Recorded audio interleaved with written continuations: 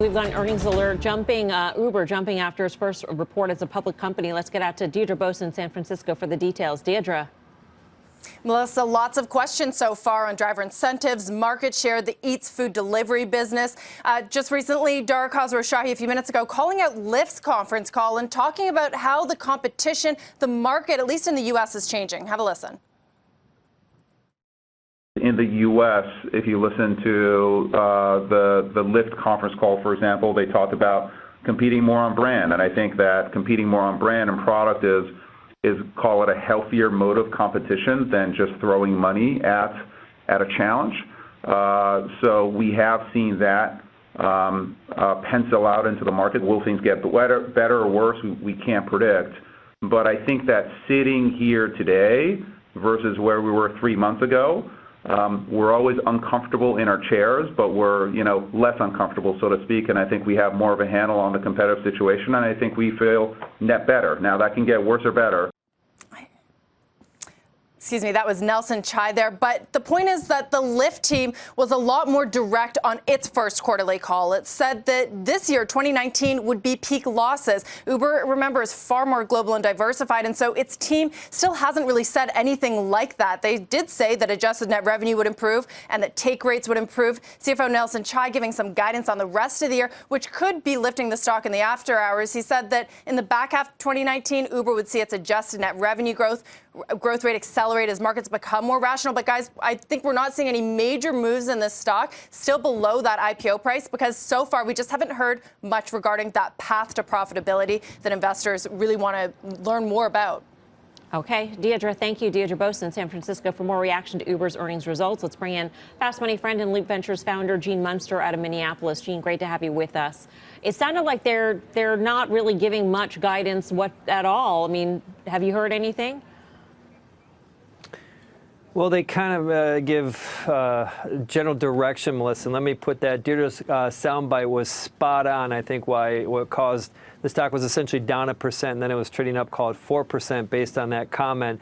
If you want to call that guidance, that's about as close as they get. And I just want to emphasize this point, is that the critical question for Lyft and Uber investors is, will this be a friendly duopoly or some aggressive competition that will drain their war chests? And the commentary from Uber today was much more in the friendly camp. And while that's not guidance per se, I think it does change the near-term tone of how investors are going to think about this story. That's true, but I mean, when you're talking about the rivalry between Lyft and Uber, you're talking about 50% of Uber's business, right? So you got 50% that's not the U.S. ride-sharing market. How does that part of the business look? I mean, that half of the business can become more rational, while the other half of the business, could go to hell in a handbasket for all we know. We're definitely not in the clear. We're far from that. We're probably a couple years away from really being in the clear here. And I want to emphasize that point around, yes, there were some positive comments about being more friendly, at least in the U.S., but this is a company that's moving globally, 700 cities that they operate in. This is a huge operation. There is an aggressive investment pipeline in terms of their advanced technology group around autonomy. They have different products, whether it's Eats or Freight, and they need to expand and grow that. And so we're a long way out. The core foundations of how investors are thinking about this hasn't changed meaningfully, despite some of that positive commentary. And that's just that, is to your point, is that this is a story that is still in transition, and the business is going to look very different a few years from now than it does today. And that's hard for investors really to give it its full vote of confidence. Gene, it's Karen. Let me ask you something. It sounded like Uber Eats was really a part of their story on the roadshow, and that's evolving, but it's not without competitors, DoorDash and, Grubhub and Postmates. And how do you think about that part of the story? So my bet, based on the commentary, is that they're going to acquire some of those other ones, Karen, that you had mentioned. Probably in the next year. They talked a lot about investing in Uber Eats. Right now, it's 13% of revenue. It grew at just over 100%. It was 150% growth in the December quarter, so it decelerated a little bit.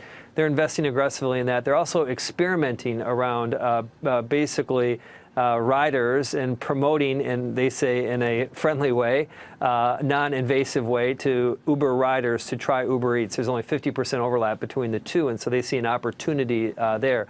I think you're picking up on an important point, is Eats is going to be a bigger part of the story, but still falls under this context of investment mode and doesn't give a lot of clear visibility to investors around that path to profitability. All right, Gene, we normally ask you to grade a quarter, but because it's Uber, we're going to ask you to rate this quarter on a scale of 1 to 5 stars. What do you say? So, Melissa, I'm giving it 3.5 stars. The positive side here is that revenue growth stabilized after declining from, call it, 70% to 22% over the past year. It was more or less at 20% this quarter. On the negative side, they're losing market share in the U.S. Lyft grew at 100% and Uber grew at, call it, 15%. And last is it's still a confusing road to profitability here. So 3.5 stars. Wow, that's a pretty terrible. I mean, that's enough for a user to get dropped from the platform. Gene, thank you. We appreciate it. Gene Munster of Loup Ventures. All right, so Dan? I just don't like hearing all this stuff about moonshot bets for a company that's expected to lose $3-4 billion for the next 5 years. Karen made a good point that the whole company is a moonshot. But I really think it's important to think about. We thought about this as Google. There were call options, and at any one point that could have one of these hit, it would be a huge thing. There was a company that was tremendously profitable when they started investing like that. Investors had to trust them that they were doing that. You know, with Uber, listen, we all like Dara. He's going to be a great CEO for this company. But it just seems that this is a really tough name to own in this sort of time. I will tell you this, though. The options market was only implying about a 7.5% move here. And this is a stock that's actually traded relatively stable since its IPO. We know it was priced at 45, opened at 42. It's been banging around 40-ish for that period of time. So it feels pretty stable here. Yeah. Key? So I did the math in my head before. So 3.5 out of 5, that's 70%.